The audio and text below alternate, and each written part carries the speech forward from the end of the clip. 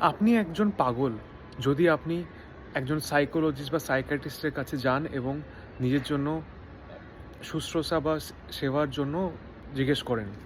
তো এটা নিশ্চয়ই আপনি শুনে দেখেছেন বা এক্সপেরিয়েন্স করেছেন। আমাদের সমাজও তাই বলে।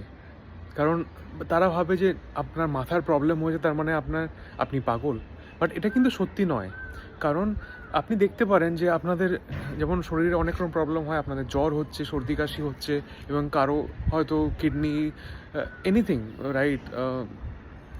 বডির কমপ্লেক্স পা, হাঁটু অনেক জায়গায় প্রবলেম হচ্ছে, অপারেশনও হচ্ছে। সেইভাবে মাথাও একটা খুব কমপ্লেক্স, সবচেয়ে কমপ্লেক্স আমাদের পার্ট বডির, রাইট? তো সে মাথাও খারাপ হতে পারে বা মাথাতেও কোনো প্রবলেম হতে পারে। আর সেটার জন্য ট্রিটমেন্ট করা, সেটাকে ইমপ্রুভ করা নর্মাল ব্যাপার। It's a very normal thing.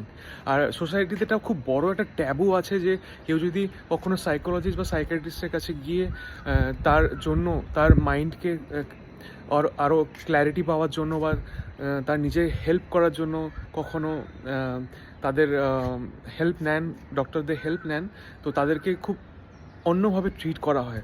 But this is very nonsense. তো আপনার কি মনে হয় যে সাইকোলজিস্ট বা সাইকিয়াট্রিস্টকে রেফার করানো যখন তাদের দরকার মনে হয় বা কোনো পেশেন্টের নিড মনে হয়, সেটা কি ভালো নাকি খারাপ? If you like this video then follow and subscribe Tejman online.